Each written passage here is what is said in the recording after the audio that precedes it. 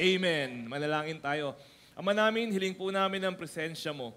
Hiling namin ang basbas mo, Panginoon. Sa pagbubuklat po namin ng inyong mga salita, marinig ka nawa namin, Lord. Hindi lamang po sa aming tainga, hindi marinig ka namin sa aming kaluluwa, sa aming puso. At paglabas namin, Lord God, sa lugar na ito, taniman mo po kami, Panginoon. Taniman mo kami ng wisdom, taniman mo po kami ng karunungan, taniman mo po kami ng kakayahan na makasunod po sa inyo pong kautusan. Bless us, Lord God, this morning. We pray for the presence of the Holy Spirit to be upon us and lead us as we worship you in spirit and in truth. As we pray this in the name of Jesus, Amen, Amen, Amen. Maaari na po tayo makaupo. Praise God. Napakarami pong mga bagay ang importante, pero delikado. No? Meron ba kayong mga alam na bagay na importante, pero delikado? Kutsilyo, importante yan, pero delikado. Ano pa? Apoy, importante, pero delikado. Tubig, parang isipin, Pastor, delikado ba yung tubig? Oo naman. No? Maraming mga nalulunod paglampas sa obra ang tubig. Maraming bagay po na importante, pero delikado. Kuryente, sobrang importante, pero delikado naman. At ganyan din naman po ang dila nating mga tao. Sino sa atin ang papayag dito na walang dila? Hindi naman, di ba? Pero napakatalas, napakatalim, at napakadelikado ng atin pong mga dila.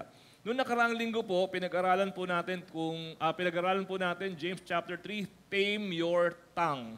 Ngayon naman po ay pangalawang bahagi ng pag-aaral po natin. Last week, na pinamagatan naman po nating Think before you speak. Mag-isip muna bago magsalita.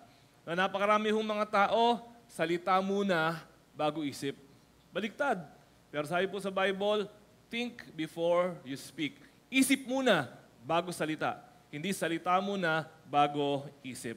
At muli po, samahan niyo po ako as we study from James chapter 3, verses 1 to 12.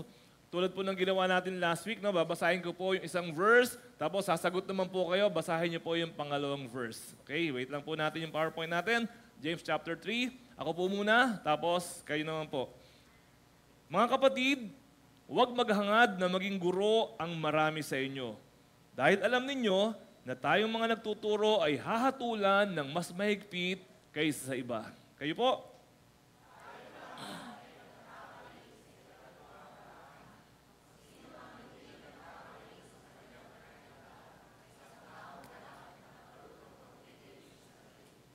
Kapag nilagyan ng renda ang bibig ng kabayo, ito'y napapasunod natin at napapabaling saan man natin naisin.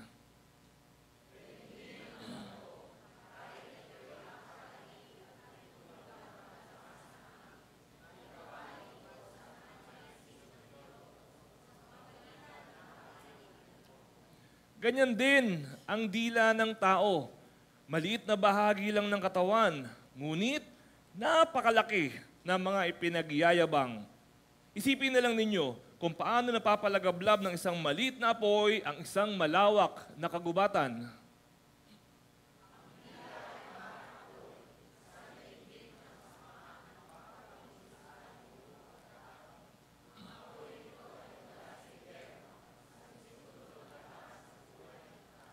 Lahat ng uri ng ibon at hayop na lumalakad o gumagapang o nakatira sa tubig ay kayang paamuin at napaamo na nga ng tao. Ngunit, wala pang nakakapagpaamo sa dila. Ito ay kasamaang hindi mapigil at puno ng kamandag na nakamamatay.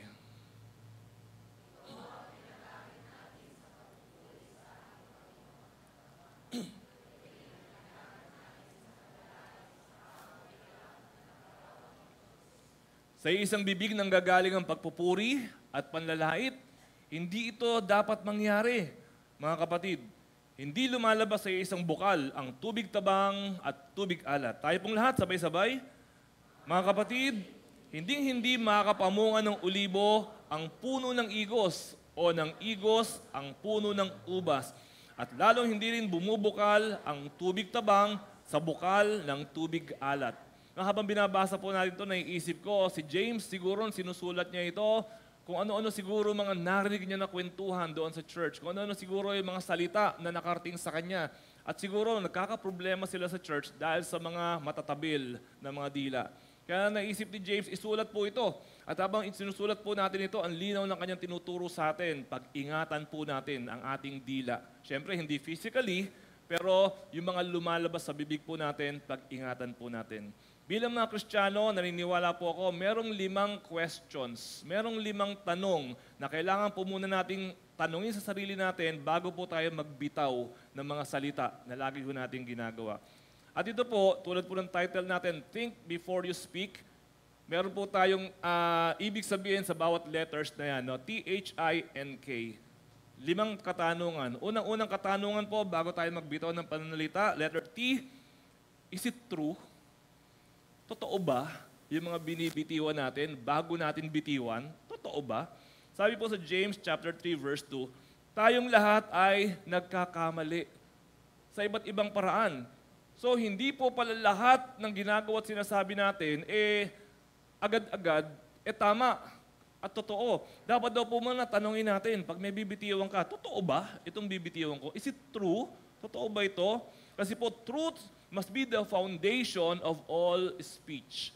Dapat po pag may bibitiwan tayo, yung totoo lang ang bibitiwan natin. Dapat po pag may sasabihin tayo, hindi dapat kasali ang kasinungalingan. Pag binitiwan mo isang bagay, sigurado ka na tama yung sinasabi po natin. Kaya nga ho, may kasabihan tayo mga Filipino, ang pagsasabi ng tapat ay pagsasama ng maluwat. No, meron tayong ganyang kasabihan. Gusto nyo magsama tayo na matagal, edi magsabihan tayo ng totoo. Be honest to each other. Sa kasal po, halimbawa, alam niyo po, pag kami ikinakasal po ako, lagi ko pong kasama sa counseling namin before the wedding. May counseling po kami. Lagi ko po sinasabi, baka meron kayong mga tinatago pa sa isa't isa. Baka meron kayong mga hindi naman totoo na sinasabi, sabihin nyo na ngayon habang hindi pa kayo kasal. Alam niyo kung bakit?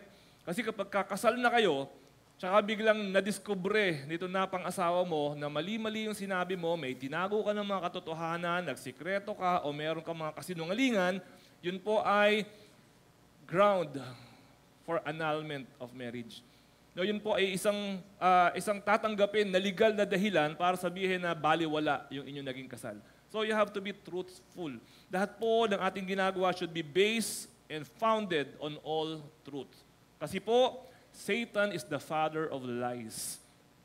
Ang katotohanan, nanggagaling sa Diyos. Diba? John 14:6, sabi ni Jesus, I am the truth. I am the way, the truth, and the life. Ngayon, kabalikaran po noon, ang kaaway ng Diyos, Diablo. Satan is the father of all lies, and lies are very powerful. Si Jesus, pinapalaya tayo sa pamamagitan ng katotohanan. Pero si Satan, kapag gumamit po siya ng kasinungalingan, tayo po ay nabibilanggo. Lies are very powerful. Imagine po ninyo kunyari isang layon. Kung yung isang layon nakumbinsi siya o naloko siya na siya ay isang pusa, sinabi sa kanya, alam mo, pusa ka talaga eh. Biglang mababago yung layon kasi akala niya pusa siya. Na dahil po sa kasinungalingan. Kaya pinag-iingatan po natin ang kasinungalingan. So yun po yung una nating tatanong, is it true? Totoo ba? Pero hindi lamang po, is it true? Kailangan din po itanong natin, is it correct? Yung sasabihin ko ba ay hindi lang tama, hindi lang totoo, kundi tama ba? Lalo po sa panahon natin ngayon. Ngayon po, ang dami-dami na hindi mo alam. Sa sobrang dami na po na lumalabas sa Facebook, sa internet, minsan hindi mo na alam kung ano ang totoo at kung ano hindi. Di ba? Si Enrile lang, hindi ko alam kung patay na o buhay pa eh. Kasi di ba ilang araw na, patay na. Yung pala 3 araw na, buhay pa pala. Diba, kung ano yung nababasa po natin, ang daming fake news ngayong panahon na to. May mga nananalo sa eleksyon dahil sa fake news. May natatalo sa eleksyon dahil sa fake news. Ang dami yung napapaniwala dahil sa fake news. Kaya nakakalungkot din po, no? Dapat legit, dapat po accurate. At alam niyo po, may uso pa ngayon. Hindi lang fake news, deep fake. Diba? Hindi pa nakontento sa fake news, deep fake. Hindi mo alam, yung pinapanood mo, paniwalang-paniwala ka. Yung pala, AI. No, yung pala, gawa-gawa lang. At alam niyo na po, nakakalungkot naman, merong mga tao naman naniniwala. Kaya dapat po, kung meron tayong BBT1, you have to verify it first. Check mo muna. Ito ba talagang sinasabi? Verify before saying it. Tanong natin, anong source nito? Meron ako nabalitaan. Halimbawa, anong source? Anong source dito? Nagkaroon daw ng maraming patayan. Tapos nung tinignan mo yung source, TikTok. O, tinignan mo yung source, YouTube.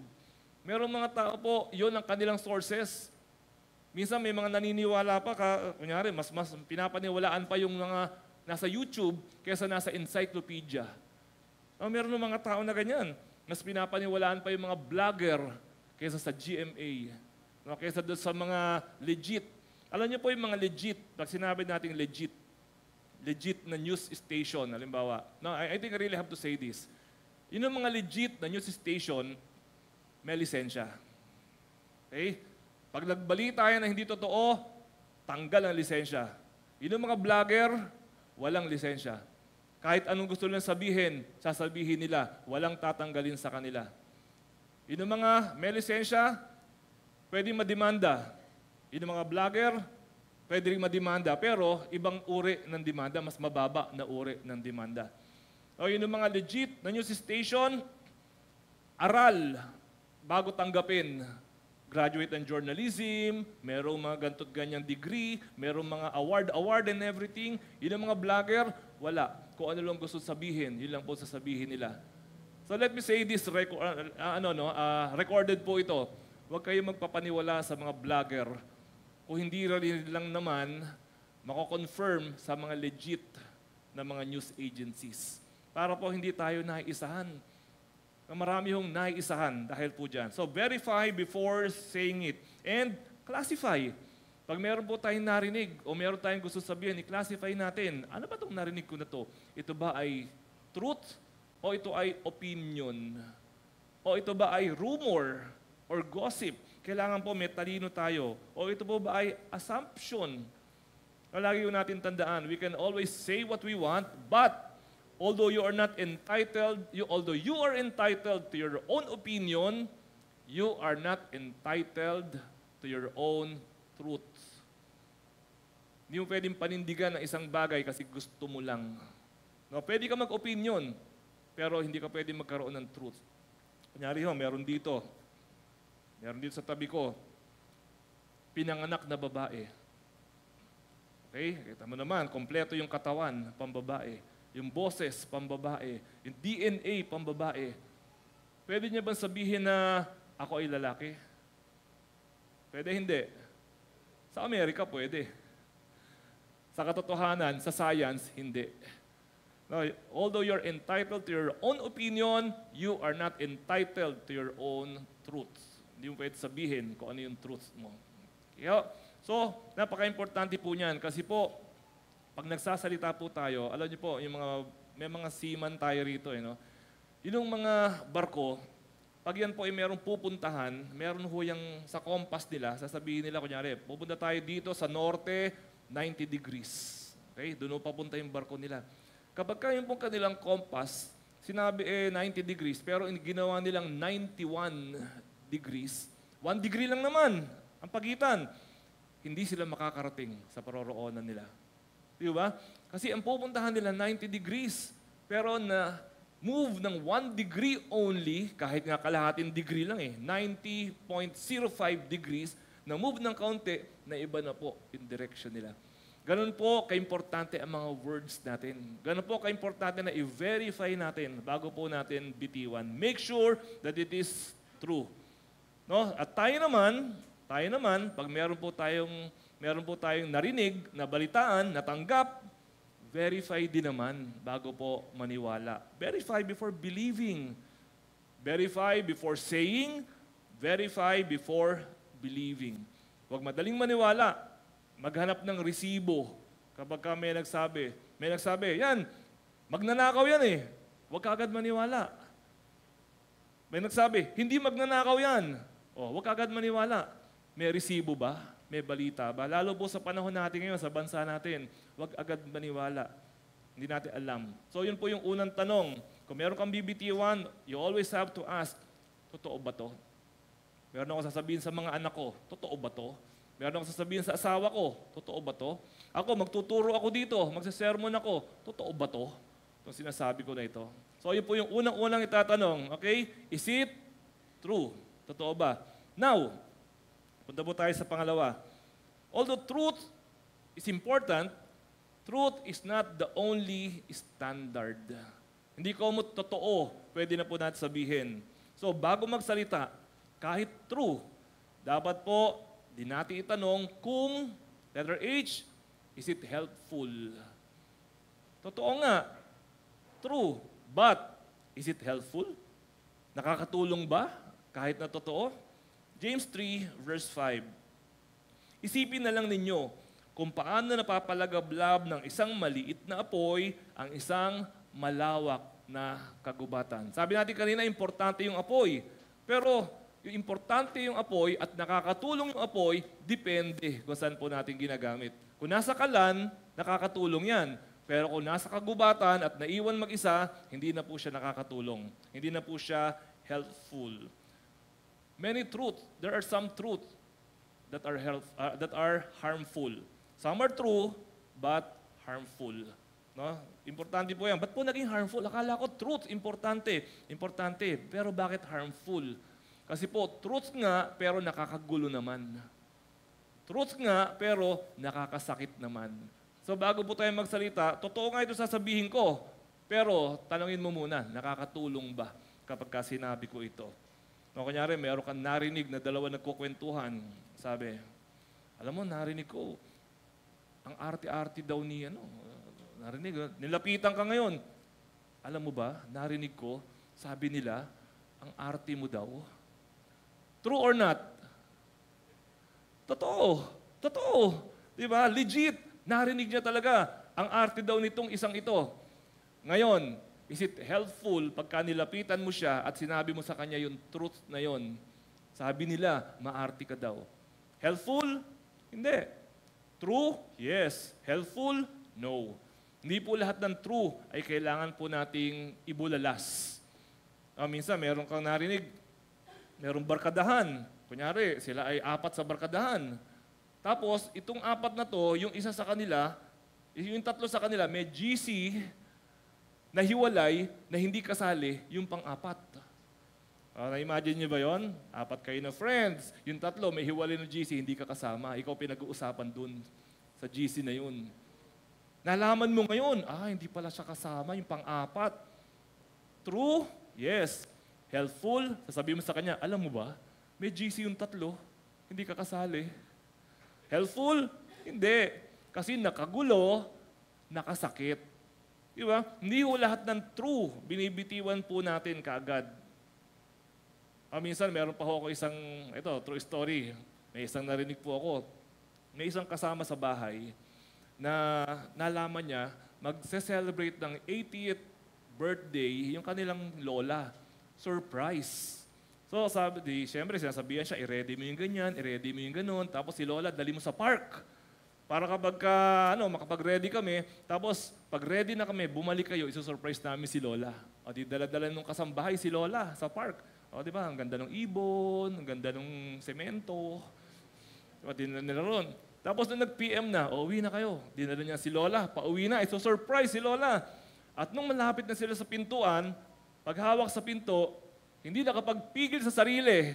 Itong babaeng ito, isusurprise po nila kayo. Sinabing ganon. Kaya pagbukas ng pinto, hindi na surprise yung matanda. May mga tao na ganon. True ba? May surprise? Oo, true. Pero helpful ba na sinabi mo? Hindi. Hindi helpful. The question is not always, is it true? A better question is it helpful? Nakakatulong ba? Diba? Dalawa kayo, magkaibigan. Bumili kayo ng produkto doon sa isang tao. Tapos ikaw, binigyan ka ng discount. Yung kaibigan mo, hindi binigyan ng discount. O binigyan ka 20% discount. Tapos siya, hindi siya binigyan ng discount. Sabihin mo ba, alam mo ba, binigyan ako ng discount, ikaw hindi. Totoo ba na binigyan ka ng discount? Totoo. Nakatulong ba? Hindi. Sasabihin ng kaibigan mo, siyempre, PWD ka kaya ka may discount. Pero hindi. Kung hindi naman makakatulong, huwag mo nang bitiwan. Huwag mo nang pakawalan sa iyong bibig. Lalo na yung mga ganyan, buntis pala yung anak ni ganito. Nakatulong ka ba? Kung magbibigay ka ng gatas, sige, sabihin mo. Magpapa-check up ka, sige, tulungan mo. Pero kung ikakalat mo lang na buntis yung anak ni ganyan, buntis yung anak ni ganon, totoo nga, true. Nakatulong ka ba? Hindi. Nakasama ka pa, nakagulo ka pa, nakasakit ka pa, nagamit ka pa ng demonyo. Huwag mo na sabihin sa katabi mo yan. Pero totoo, hindi ang Diyos ang nakagamit sa'yo. Diablo ang gumamit sa'yo. Kapag ka sasabihin mo, bakit? Totoo naman ah. Lagi ko naririnig yan. Totoo naman eh. Oo nga. Pero always remember, do not use the truth to create problems. Hindi yun ang purpose ng truth. Huwag mo siyang gagamitin para magkaroon pa ng gulo at ng problema. Say things in a way that will solve problems, not hurt feelings.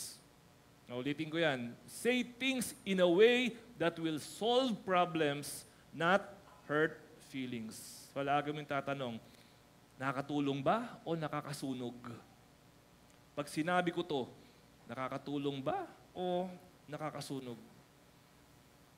Pagka ikaw nag-post sa Facebook, halimbawa, o sinasabi mo sa kapwa mo, mga kurakot, ikulong na yan. Nakakatulong o nakakasunog? Sagot. Nakakatulong. Kasi pag hindi mo sinasabi, ikulong ang mga kurakot, para sinasabi mo, okay lang na mangurakot kayo. Pero pag sinasabi mo, ikulong ang mga kurakot, nakakatulong yan. Totoo ba? Yes. Helpful ba? Yes. Kasi matatakot yung mga kurakot. Nakakatulong.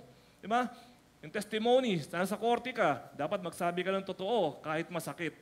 Kasi kailangan at nakakatulong yung testimony mo sa korte. Bible study, nakakatulong. Di ba? Hindi siya nakakasunog. At pag may nabalitaan ka, yung palang pamilya nila, gipit sa pera. Halika, mag-ambagan tayo. Nakakatulong? Nakakatulong. Hindi nakakasunog. Pero kung yung pamilya nila, gipit sa pera, period. Nakakatulong? Hindi nakakatulong. Pero kung ang purpose, mag-ambagan, nakakatulong po siya. Kasi hindi lamang po ang tanong ay kung nakakatulong, kung totoo or hindi, kung nakakatulong ba. So, pag sinabi mo naman, eto, nakakatulong o hindi. Pag sinabi mo sa isang tao, I told you so. Sabi ko na sa'yo huwag mo nang gawin yan. Ginawa mo pa rin. Nakatulong o hindi? Hindi nakatulong. Kasi nga, nangyari na nga Nangyari na. O sinabi, may nangyari pa bang karagdagan na katulong? Wala. Ako po minsan pag may lalapit sa akin, kasi po may mga ginagawa rin ako syempre na palpak. At kapag pumalpak po ako, sasabihin po sa akin, ba't ganyan ang ginawa mo? Dapat ganito ginawa mo. At sabihin sa akin, alam niyo po, ang sinasabi ko, sana sinabi mo sa akin na ganyan ang gawin ko bago ko ginawa. Kung sasabihin mo sa akin na ganyan ang gawin ko, pagkatapos na nangyari na at nagawa na, nangyari na nga Nakatulong pa ba? Hindi na. Ba't hindi mo sinabi sa akin yan? Noong bago ko palang gawin, ba't hindi mo sinabi sa akin? Alam niyo po ang sagot?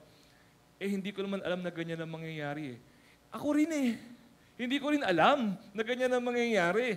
Kung alam ko na ganyan ang mangyayari, di ganyan ang gagawin ko, yung sinasabi mo, hindi ko, pareho tayo hindi alam. Alam niyo po ibig sabihin na yun? May mga tao po nagre-react sa ginawa mo kasi nakita na nila yung resulta. Pero kung katulad mo sila, hindi pa nakikita, ganun din pala ang kanilang gagawin. So hindi po nakakatulong kapag ganun.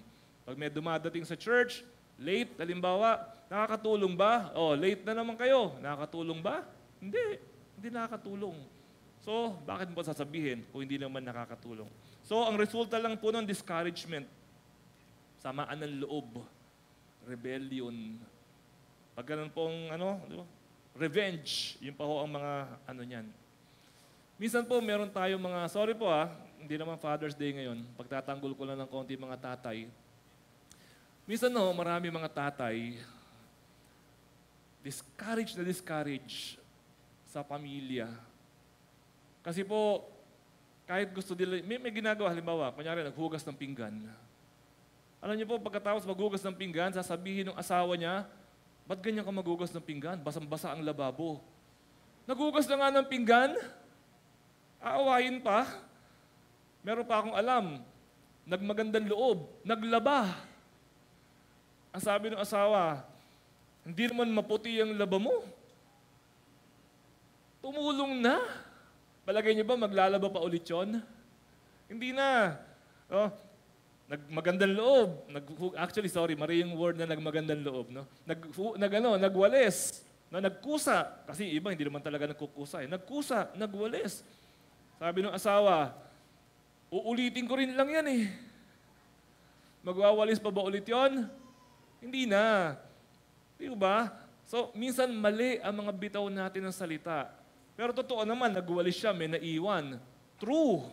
Uulitin mo. Pero helpful ba? Pag sinabihan mo siya na next time, ka na lang magwalis. Helpful? Hindi. So marami hong gulo sa buhay natin, hindi natin napapansin dahil sa mga binibitiwan po natin na maliliit na mga words na akala natin simple. Pero ang totoo, tumatagos. Masakit, matalas, nakakahiwa sa mga nakakarinig. Always ask. No? Always ask. Nakatulong ba o nakasunog? Kung nakasunog o makakasunog, wag na ho nating bitiwan. Don't use your tongue as a match. Huwag natin gamitin yung bibig natin bilang posporo. Lahat ng malapitan ng posporo, sunog. Nakakatulong ang posporo, di ba? Nakakatulong ang lighter, pero nakakasunog. So, ang question, not only is it true, but is it helpful? Pangatlo po, hindi lang dapat nakakatulong.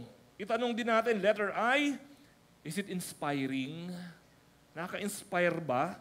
Or insulting? Yun, yung binitiwan natin. Is it inspiring or insulting? James 3, verse 8 and 9. Ngunit wala pang nakakapagpaamo sa dila. Ito ay kasamaang hindi mapigil at puno ng kamandag na nakamamatay. Ito ang ginagamit natin sa pagpupuri at ito rin ang ginagamit natin sa panlalait. No? Ang galing. Nagpupuri ng linggo, nanlalait ng Lunes. Ang galing talaga. James exposes tragic contradiction in the early church. Na napansin niya po siguro ito. Doon sa church po nila, ganyan na nangyayari. Hallelujah! Pag linggo, lumayas ka.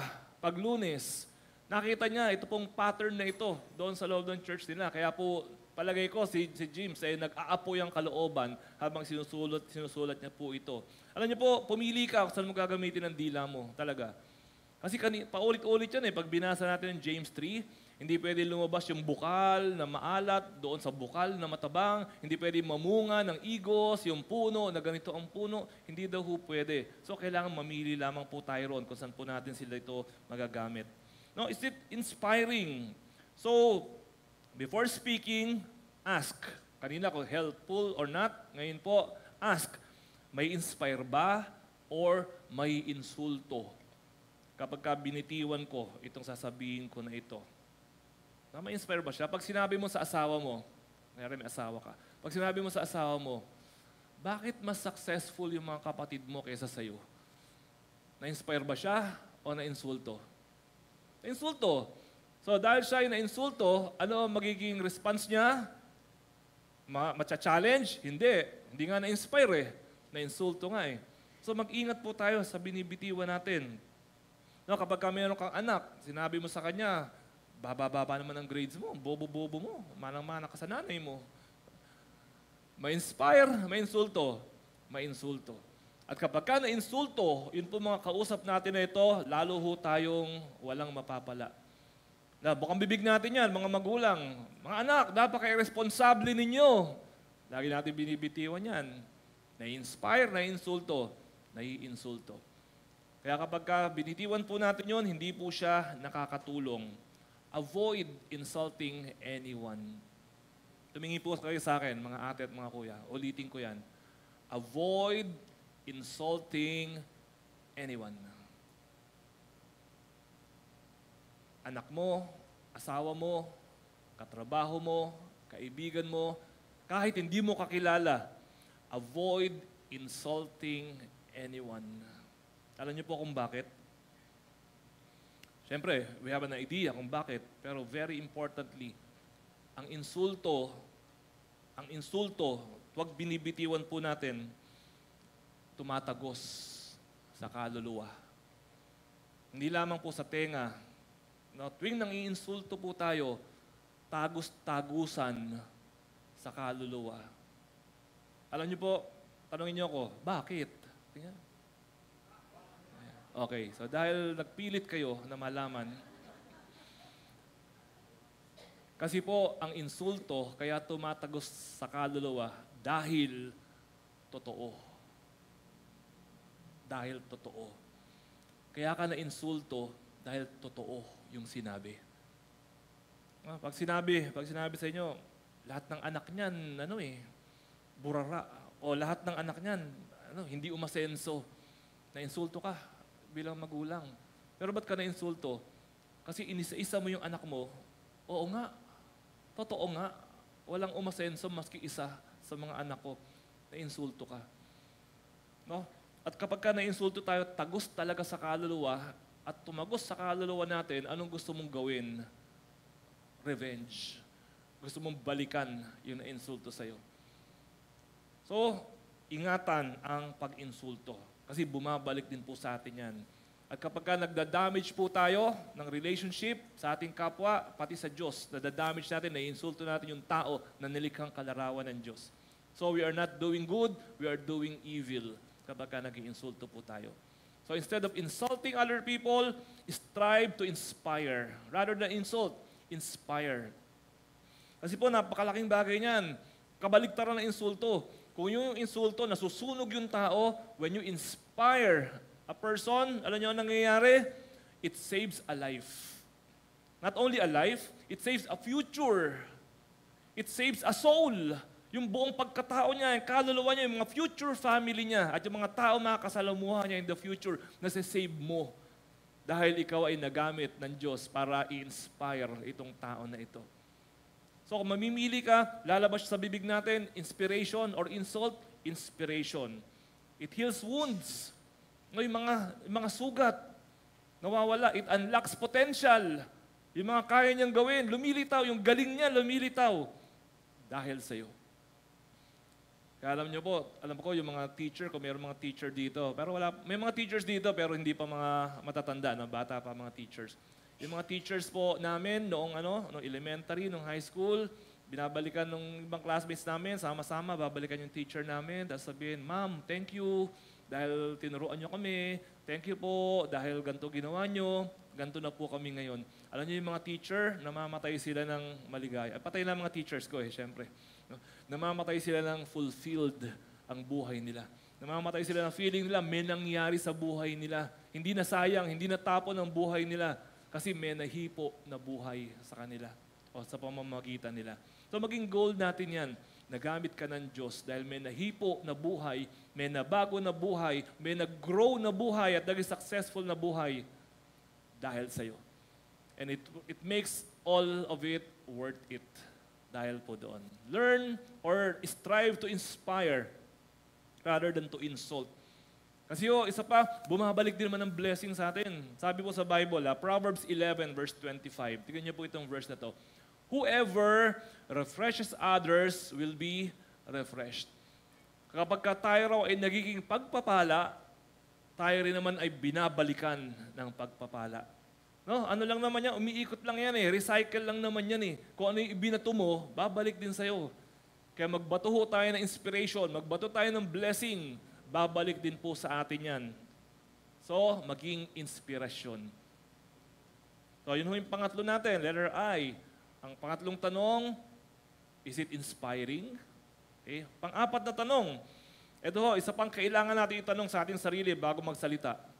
Is it, letter N, necessary? Kailangan ba talaga? Kailangan ba talaga? Baka naman hindi kailangan, no? James 3:10, sa isang bibig, nanggagaling ang pagpupuri at panlalait. Ano sabi? Hindi ito dapat mangyari, mga kapatid. It is not necessary to happen. So tatanong natin, kailangan ba talaga na sabihin iyan? May mga bagay po na kailangan sabihin talaga. Masakit, pero kailangan na sabihin po natin. May mga statements na kailangan talagang sabihin. Maring mahirap, maring pag binitiwan mo, may masasagasaan, At minsan pa may makukulong, pero kailangan mong bitiwan. Kasi po, yan ang dapat natin gawin. Na kunyari, meron kang example, meron kang relationship, may jowa ka, kayong dalawa. Wala talaga eh. Love na love ka niya, pero wala talaga. Hindi talaga mag-workout. Kailangan mong sabihin, huwag mong paasahin. Meron nang liligaw sa'yo, tapos talaga namang hindi mo gusto, huwag mo nang patagalin. 3 taon nang liligaw, tapos babastidin mo. Ako ba naman? Diba? So, may mga kailangan sabihin. Kailangan sabihin mo, kailangan na natin maghiwalay. This is not working. Bibigyan, may mga script tayo dyan no? It's not you, it's me. Mga script, isulat nyo ha. You're not the problem I'm the problem Ayan, script natin yan. Pero you have to say it. Kaysa naman umaasa, kaysa naman masasaktan din naman next week yan ngayon na, para maka-move on ng mas maaga. It is necessary. Tatanungin mo, kailangan ba? Oo, kailangan. Ngayon, kung doktor ka, halimbawa, nalaman mo na yung pasyente, 3 buwan na lang ay tatagal. May taning sa buhay. Sasabihin mo, hindi. Kailangan mo sabihin, masakit, iiyak yan, hahagulgul yan, pero kailangan mo sabihin sa kanya. Kasi, true, yes. Helpful, yes. Inspiring, no. Pero, necessary. Kailangan po natin na sabihin sa kanya. Remember si Jesus? Sabi ni Jesus, mamamatay na ako Sabi ni Jesus, mamamatay na ako Sa susunod na linggo, pagkakanulo ako at ako'y mamamatay. Alam niyo sagot ni Peter, Lord, wag mong sabihin yan. Hindi pwede. Sabi ni Peter. Ano sabi ni Jesus sa kanya? Get behind me, Satan. Sabi ni Jesus. Grabe, ang sakit ng sinabi ni Jesus. Pero kailangan sabihin ni Jesus yun. It is necessary. May mga kailangan po tayong sabihin kahit po makakasakit tayo, kailangan po natin sabihin. So baka kailangan sabihin mo sa employer mo, Sir, resign na po ako. Baka kailangan mo mag-resign. Baka naman, trabaho ka ng trabaho, hindi man trabaho ng trabaho, sweldo ka ng sweldo, pero hindi na nagtatrabaho.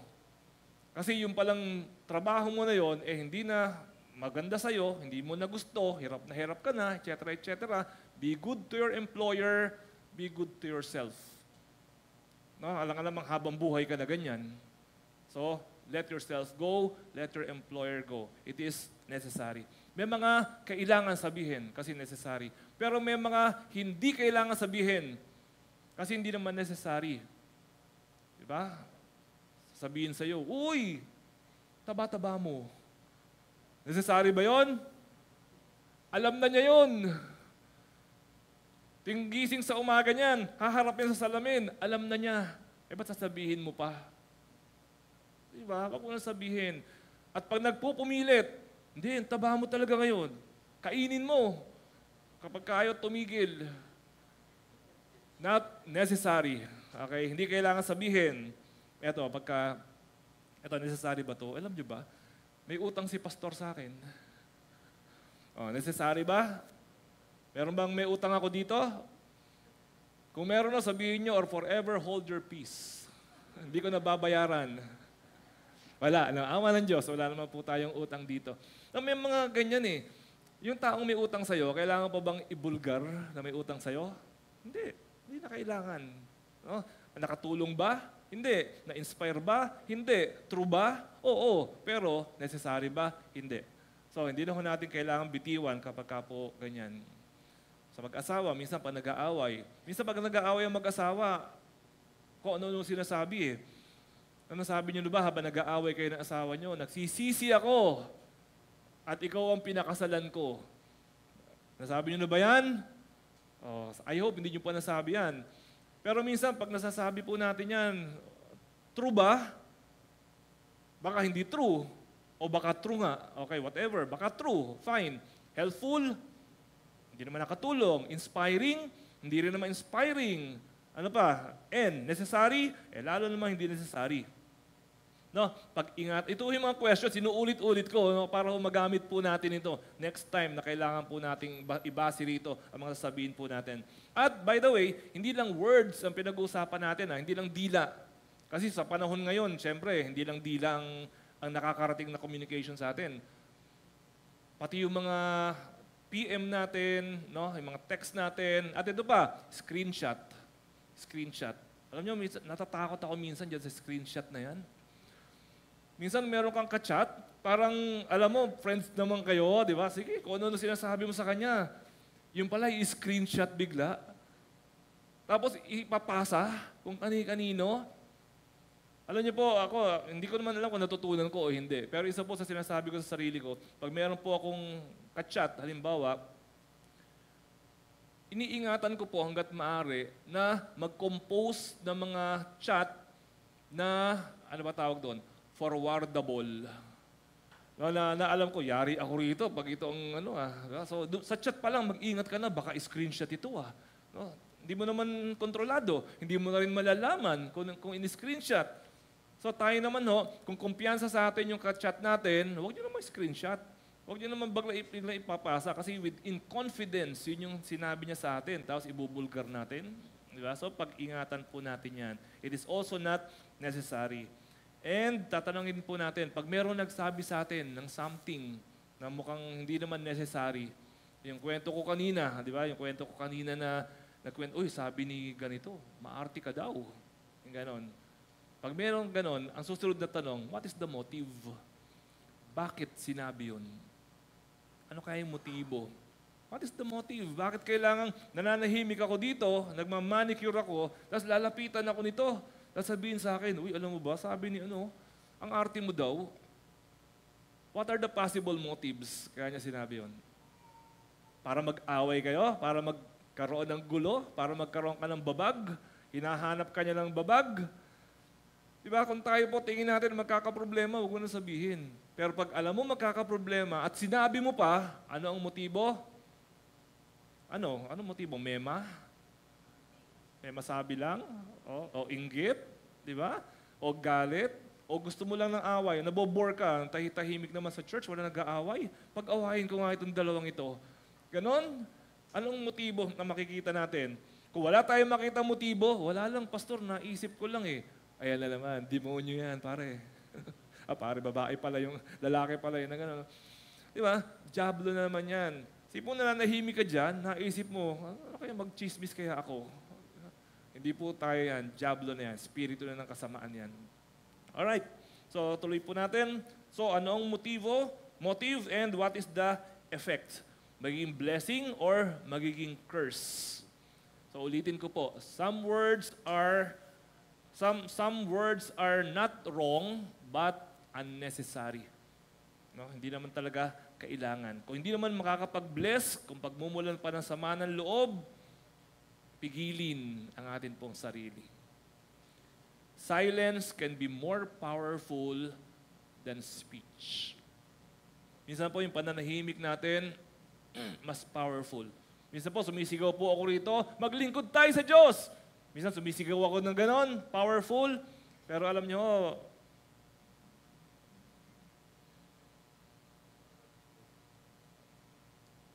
nakita nyo, tumahimik ako, tumingin kayo lahat sa akin. Silence is powerful also. Hindi lang yung nagsisisigaw ka, powerful. Pero minsan pag tumatahimik ka, powerful. So gamitin po natin yan. At panghuli po natin, letter K.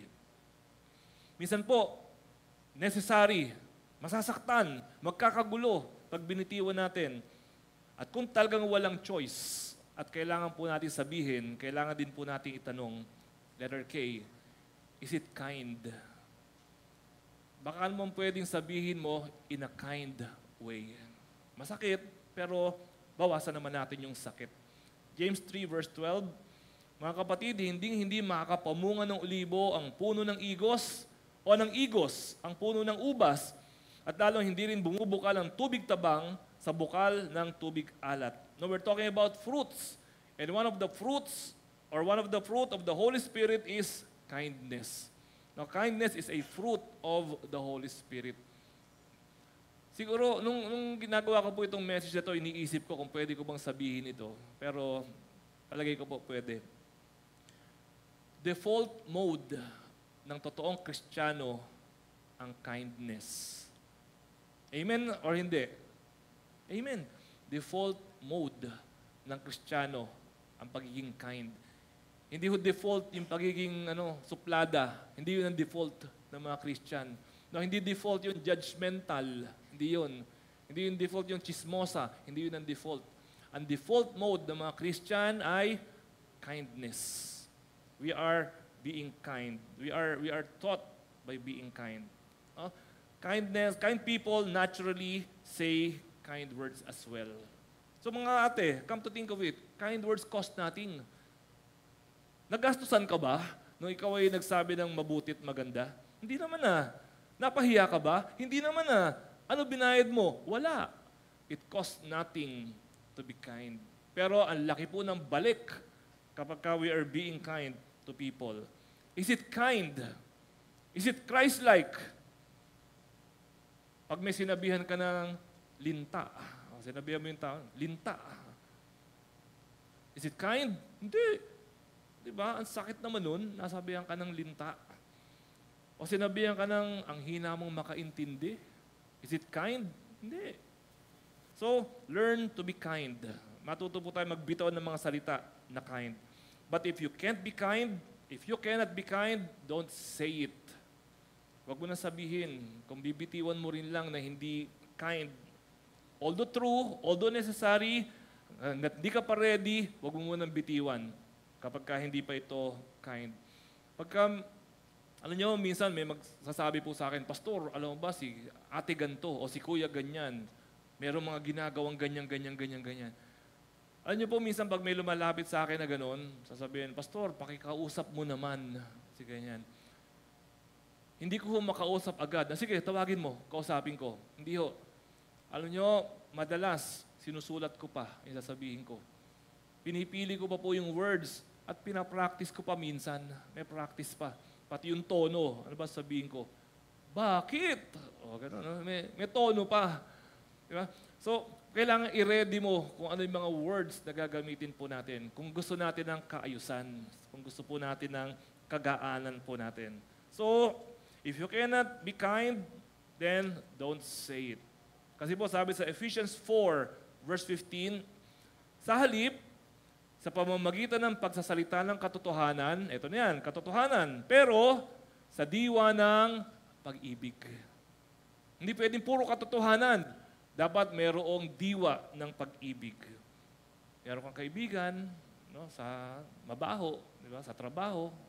Sabihin ba sa kanya, baho mo? True? True. Mabaho naman talaga eh. Di ba?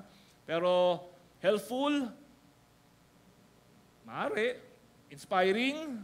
Hindi. Necessary? Siguro. Pero kind? Hindi. Paano mo sasabihin sa kanya? Paano mo sasabihin? Siguro, lapitan mo. Sabihin mo, alam mo habang nagpe-pray ako. Hindi yan. Siguro sabihin mo, sabihin sa kanya, pre, parang baka hindi mo napansin, medyo matapang amoy mo ngayon . Nakakaganyan din ako minsan eh. O, di ba? Dinamay mo sarili mo. Kakaganyan din ako minsan eh. Halika, bil tayong deodorant. O, di ba? Ang bait, libre kita. Sabihin sa kanya. Minsan meron pong lumapit sa akin, sabi niya sa akin, Pastor, bad breath. Sabi niya ganun sa akin, bad breath. Paano ko sasabihin sa kanya? Sabi sa akin, love niya, concerned eh. Paano ko sasabihin sa kanya? Kaya nag-isip pa kami, mga 3 taon kami nag-isip. Paano namin sasabihin sa kanya? Tapos, sabi niya, ganito na lang. Sabihin ko sa kanya, uy, alam mo, may kaibigan, magpapadentist ako eh. Libre ko kayong dalawa ni Pastor. Dinamay pa ako eh. Libre ko kayong dalawa ni Pastor. Ganun ba? Di ba? Di ba ang concerned? Di ba? Concerned? Di ba? Kaya lang sabi niya, hindi ko kailangan yan. Ano pa gagawin mo? Wala na. Pero be kind. True? Yes. Helpful? Yes. Inspiring? Maybe not. No, pero necessary. Alam ka naman pabayaan mo siya. Pero kind, you have to be kind. Kasi lahat po ng pinag-aralan natin na ito, nasisira kung wala yung kindness sa dulo. We can always be kind. Use, use think. Ito yung THINK natin na to. Use it every day. In your conversation, sa pakikipag-usap sa pamilya, sa trabaho, practicein po natin ito. Simple lang naman itong mga tanong na to. Diba? Kaya nyo ba siyang i-recite nang hindi tumitingin sa notes ninyo? Sige nga, kayo Letter T. Is it true? Okay. Letter H. Is it helpful? Very good. Letter I. Is it inspiring? Letter N. Is it? Yes. And letter K. Is it kind? Ang galing, no? So, gamitin po natin to. Malaking bagay po ito. Nakakatulong po ito at very Christian-like po ito. Kapag ito po ay hindi natin ginamit, bahala ka dyan, pastor. Okay? Pag hindi po natin ginamit ito, babalik din po sa atin ito. Makikita natin everything is falling apart. So, panalangin po natin ang ating mga sarili, ang ating pamilya. Hindi lang ho tayo, kundi sana lahat tayo sa church na to, maging yung po mga nasa online na nanonood, magamit po nawa natin ito. Samahan niyo po ako, manalangin tayo. Ama namin, tinataas po namin sa inyo ang aming pong pinag-aralan ngayon po umagang ito. Panginoon, alam po namin ito po ay importante. Alam namin it is godly. Alam namin ito ang tama. Tulungan niyo po kami, Panginoon, na makasunod sa inyo. Hindi ho madali. Lahat naman ng mga magaganda, hindi madali. Lahat naman ng mga tama, hindi madali. Mas madaling gumawa ng mali. Pero Panginoon, dahil po sa kapangyarihan mo at sa kapangyarihan ng Banal na Espiritu, dalangin namin, Lord God, Ikaw po ang magbigay sa amin ng wisdom para mai-apply po namin ito. Magkaroon kami ng buhay na masaya, buhay na maayos, buhay na mapayapa, buhay na pinagpala, at buhay at pamilya na puno ng pag-iibigan dahil marunong po kaming gumamit ng aming mga dila. Salamat po, Panginoon. Binabalik namin sa inyo ang lahat po ng pagdakila at pagsamba sa pangalan ni Jesus. Amen. Amen.